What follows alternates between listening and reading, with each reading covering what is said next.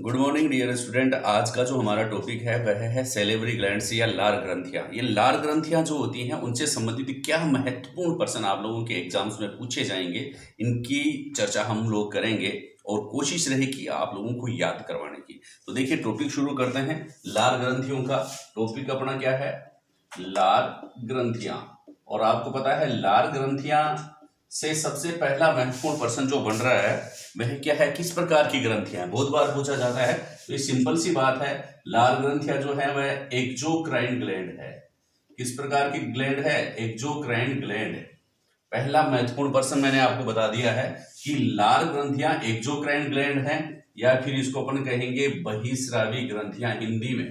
दोनों मीडियम्स वाले स्टूडेंट्स के लिए क्लास है अपनी बहिस्रावी ग्रंथियां हैं। बहिस्रावी ग्रंथियों को एक्सप्लेन कर देता हूं मैं थोड़ा आगे। आप जानते हैं वैसे फिर भी मेरा फर्ज है कि ऐसी ग्रंथियां जिनके ये मान लो एक ग्लैंड है, एक्सोक्राइन ग्लैंड है, तो इनमें जो कोई भी पदार्थ सीक्रेट होगा वो एकदम ट्यूबल्स के माध्यम से, नलिकाओं के माध्यम से जो लक्ष्य अंग, यहाँ इसका लक्ष्य अंग है कोई, ठीक है, वहां तक जाता है। तो ठीक है, तो नलिकाओं के माध्यम से अगर किसी ग्रंथि का सीक्रेशन या स्राव जो होता है वो लक्ष्य अंग तक जाता है, टारगेट ऑर्गेन्स तक जाता है, तो वह ग्लैंड कहलाती है कौन सी ग्लैंड? एक्सोक्राइन ग्लैंड या फिर बहिस्रावी ग्रंथियां। और इनको नलिका युक्त ग्रंथियां भी अपन कहते हैं। तो किस प्रकार की ग्रंथियां है? एक्सोक्राइन ग्लैंड्स हैं लाल ग्रंथियां।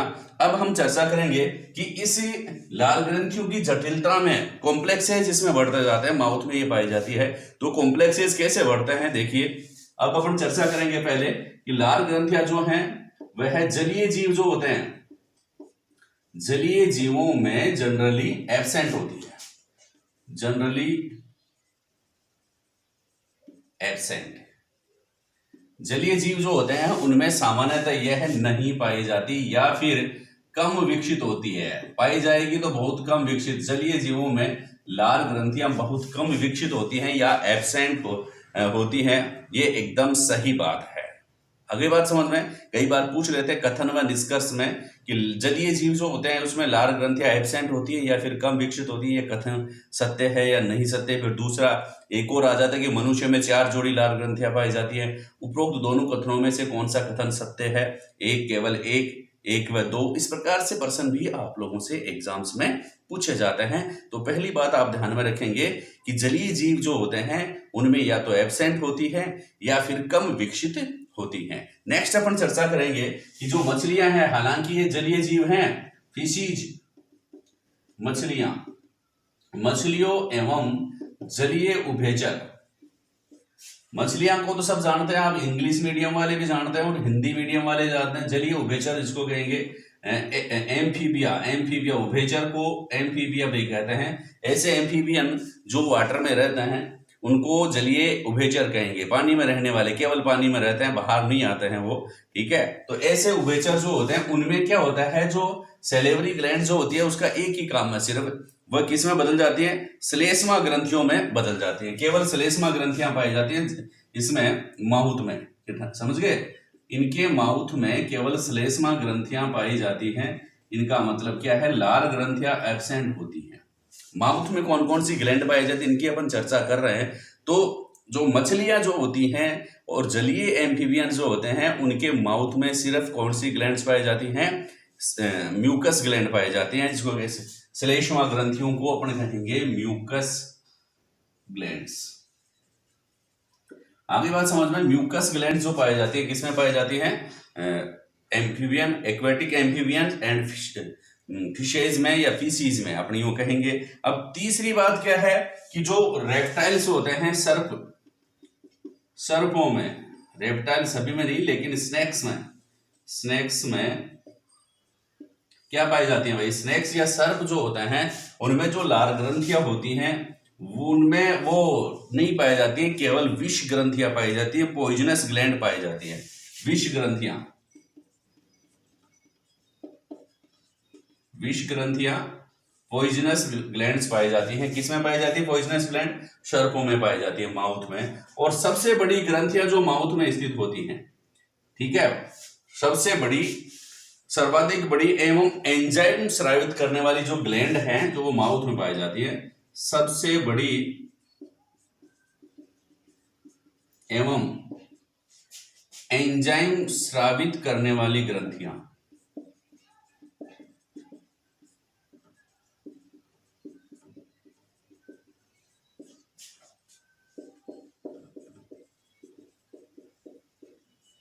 कौन सी है भाई? सबसे बड़ी हैं और एंजाइम सीक्रेट करते हैं। ऐसी ग्लैंड जो माउथ में सबसे बड़ी वह एंजाइम सीक्रेट करते हैं, that is only salivary glands, लार ग्रंथियां आएंगी। तो ये लार ग्रंथियां मनुष्य में पाई जाती हैं, इनकी हम चर्चा करने जा रहे हैं। ये थी मुख में पाई जाने वाली ग्रंथियां। कौन कौन सी पाई जाती है? लार ग्रंथियां, म्यूकस ग्लैंड और इसको कहेंगे पॉइजनस ग्लैंड। ठीक है, तीन प्रकार की लार ग्रंथियां, तीन प्रकार की नहीं कहेंगे इसको, कि ये ग्लैंड्स जो होती हैं ये किसमें पाई जाती है? माउथ में पाई जाने वाली ग्लैंड्स है। और माउथ में पाए जाने वाली ग्लैंड्स में सबसे बड़ी ग्लैंड्स जो होती हैं वो कौन सी होती है? सैलिवरी ग्लैंड्स होती हैं, जो किसमें पाई जाती है? इस मैमल्स में मुख्यतः पाई जाती है। रेप्टाइल्स में पॉइजनस ग्लैंड्स पाई जाती हैं, विष ग्रंथियां पाई जाती हैं। तो अपन चर्चा करेंगे लार ग्रंथियों की, जो माउथ में, मैमल्स के माउथ में पाई जाने वाली लार ग्रंथियां हैं, कितने प्रकार की होती हैं, चर्चा करते हैं।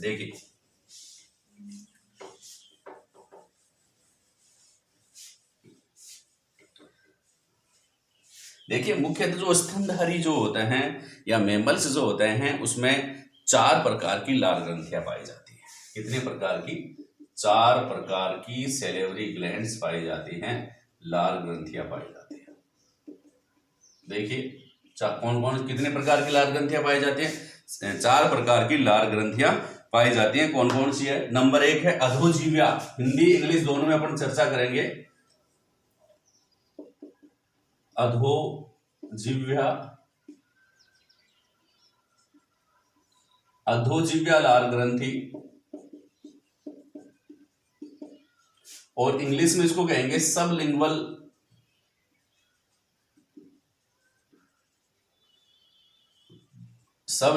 Salivary glands.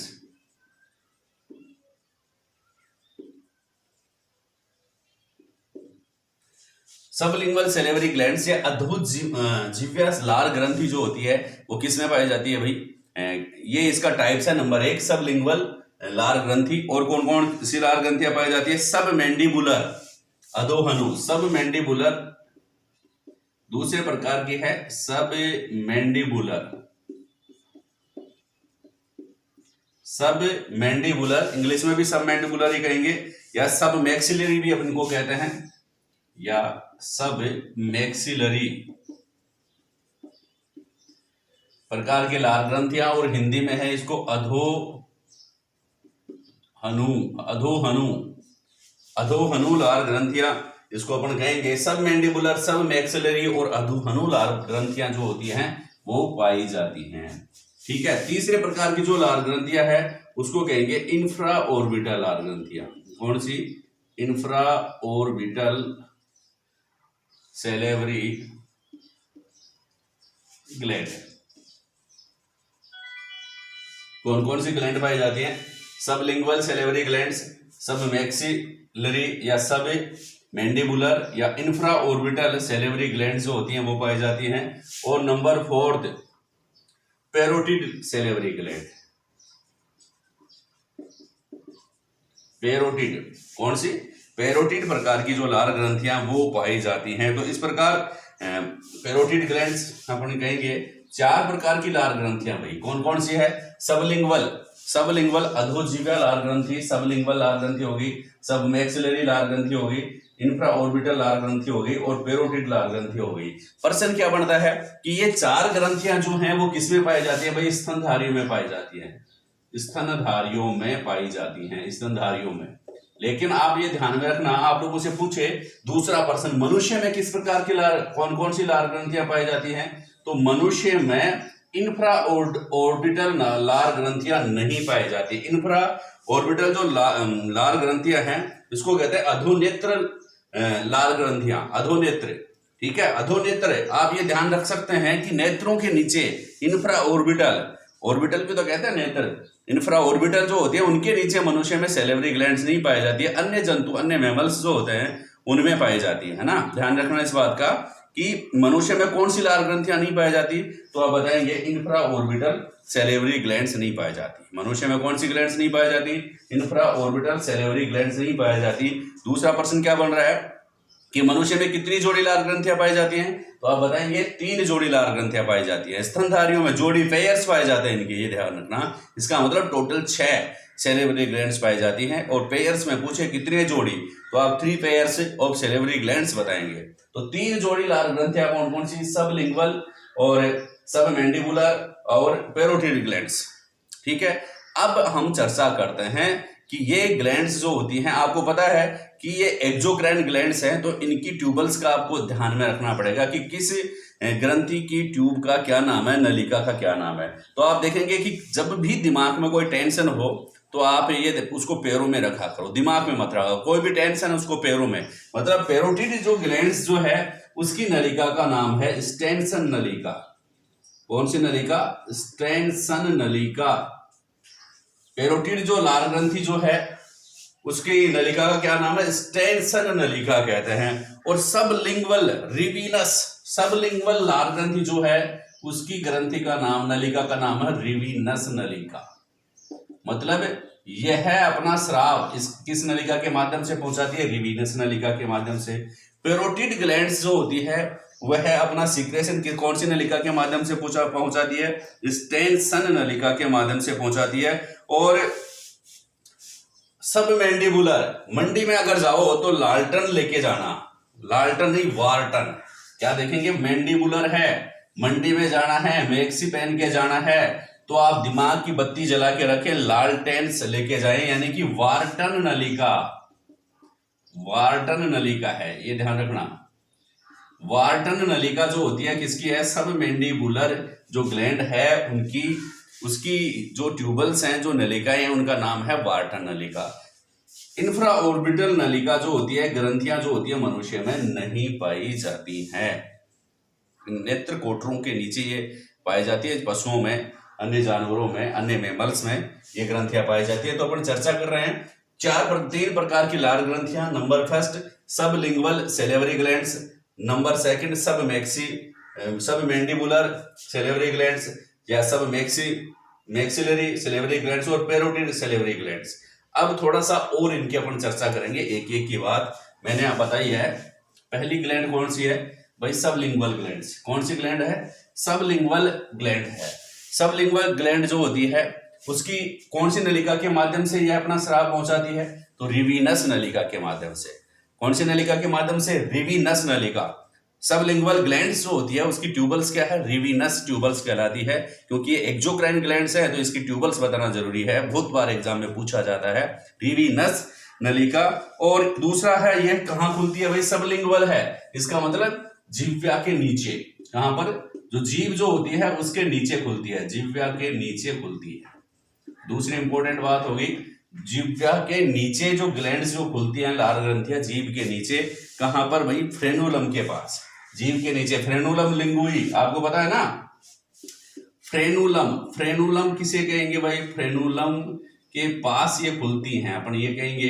तो फ्रेनुलम किसे कहेंगे, आपको पता है, जीभ का आगे का हिस्सा जो होता है वो तो स्वतंत्र होता है, लेकिन पीछे का हिस्सा जो होता है वह जुड़ा होता है। पीछे का हिस्सा जो होता है, इसका पृष्ठ भाग जो होता है, क्या होता है भाई, जुड़ा होता है पीछे से।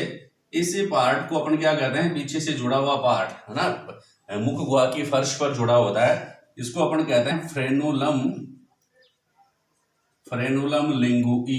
क्या कहते हैं भाई, फ्रेनुलम लिंगुई कहते हैं। और इस फ्रेनुलम, यहां पर कौन सी नलिकाएं खुलती हैं, अधोजीवा, सबलिंगुअल सेलेवरी ग्लैंड्स खुलती हैं। कौन सी ट्यूबल्स के द्वारा, रिवीनस ट्यूबल्स के द्वारा। एक और महत्वपूर्ण प्रश्न मैं बता देता हूं इसका, कि सबलिंगुअल जो ट्यूबल्स हैं इनका सबसे छोटी सेलेवरी ग्लैंड्स है, स्मॉलेस्ट सेलेवरी ग्लैंड्स, सबसे छोटी लार ग्रंथियां हैं, सबसे छोटी लार ग्रंथियां। सबसे छोटी लार ग्रंथियां कौन सी हैं भाई, तो आप बताएंगे सबलिंगुअल सेलेवरी ग्लैंड्स। कौन सी है, सबलिंगुअल सेलेवरी ग्लैंड्स है। ठीक है, अब अपन चर्चा करेंगे किसकी भाई, दूसरे प्रकार की जो ग्रंथियां हैं, दूसरे नंबर की लार ग्रंथियों के बारे में। देखिए, दूसरे प्रकार की जो लार ग्रंथियां हैं वह कौन सी है, सबमैंडिबुलर, सबमैंडिबुलर या फिर सब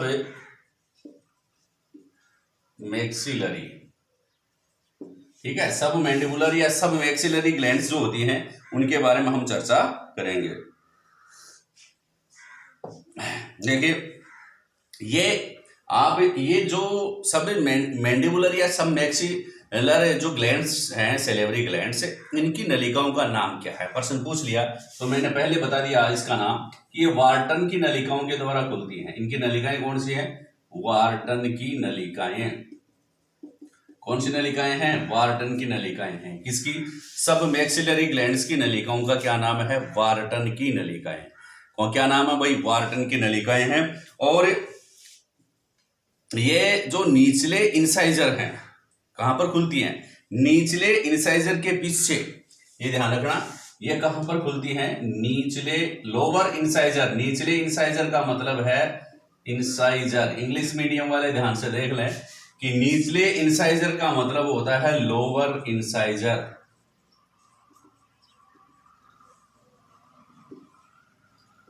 लोअर इंसाइजर जो होता है उनके पीछे खुलती हैं। निचले लोअर इंसाइजर के पीछे ये खुलती हैं। और कहां पर? सबलिंगुअल पेपिला पर खुलती हैं। सबलिंगुअल पेपिला पर ये खुलती हैं। तीसरी बात आप ध्यान में रखेंगे, कहां खुलती हैं? सबलिंगुअल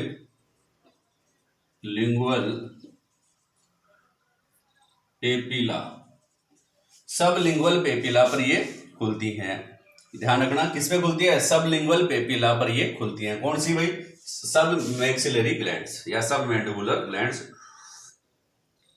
और इसको आप ध्यान में रखेंगे, सब मैंडिबुलर ग्लैंड्स जो होती हैं वो दोनों जबड़ों के बीच में स्थित होती हैं। सब मैंडिबुलर ग्लैंड्स दोनों जबड़ों के बीच में स्थित लार ग्रंथियां, ये भी आप कह सकते हैं, दोनों जबड़ों के बीच स्थित लार ग्रंथियां। थर्ड प्रकार जो है लार ग्रंथियों का, आप लोगों के सिलेबस में है ये। थर्ड प्रकार जो है लार ग्रंथियों का, कौन सी प्रकार की लार ग्रंथियां हैं? आपको पता है, पेरोटिड लार ग्रंथि। पेरोटिड, थर्ड बहुत इंपॉर्टेंट है ये भी, पेरोटिड लार ग्रंथि। अब आपको पता है पेरोटिड ग्लैंड जो होती है वह, पेरोटिड लार ग्रंथि जो होती है, क्या खास बात है इसकी कि पेरोटिड लार ग्रंथि जो होती है वह अरपिन्ना के पीछे स्थित होती है। अरपिन्ना मतलब कर्ण के नीचे, कान के नीचे, अरपिन्ना के नीचे स्थित, पीछे स्थित होती हैं। और देखिए पहली बात आप लिखेंगे पेरोटिड लार ग्रंथियों के बारे में, कहां स्थित होती हैं? अरपिन्ना के पीछे स्थित होती हैं। ठीक है। और ऊपरी इंसाइजर जो होते हैं, ऊपरी इंसाइजर के पास ये खुलती हैं। ऊपरी इंसाइजर के टीथ के पीछे ये खुलती हैं। ऊपरी इंसाइजर टीथ जो होती है के पीछे खुलती हैं। भाई इनकी नलिकाएं हैं। नलिकाएं मैंने बता दिया, आप लोगों से पूछ ले पेरोटिड ग्लैंड्स की ट्यूबल्स का क्या नाम है, तो मैंने कहा था जो भी टेंशन हो उसको पैरों में रखना है, पेरोटिड ग्लैंड्स की नलिका का नाम याद हो जाएगा। पेरोटिड ग्लैंड्स की जो ट्यूबल्स हैं उनका नाम है स्टेनसन। कौन सा? ऑब्जेक्टिव में जैसे देखेंगे कि सर ने कहा था पैरों में टेंशन रखना और दिमाग में टेंशन मत रखना। पैरों में टेंशन रखोगे तो स्टेनसन नलिका याद हो जाएगी, किसकी? पेरोटिड ग्लैंड्स की। तो पेरोटिड ग्लैंड्स जो होती है उनकी ट्यूबल्स का नाम क्या है? स्टेनसन की नलिकाएं। कौन सी नलिकाएं कहेंगे? इसकी नलिकाएं क्या कहलाती हैं?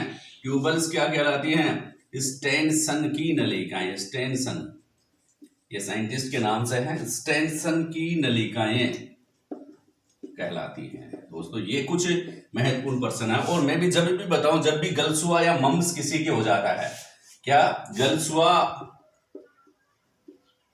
या डिजीज कौन सी है? Mumps, MUMPS। गलसुआ या मम्प्स डिजीज जो होती है इसको एक और हिंदी में कहते हैं करणमूल डिजीज। कौन सी डिजीज? करणमूल डिजीज। तो इसमें इन ग्रंथियों में ही सूजन आ जाती है, स्वेलिंग आ जाती है इन ग्रंथियों में, पेरोटिड लार ग्रंथियों में सूजन आ जाती है। और यह जो डिजीज होती है मम्प्स डिजीज, ये किससे होती है भाई? वायरस से होती है, वायरल इन्फेक्शन होता है।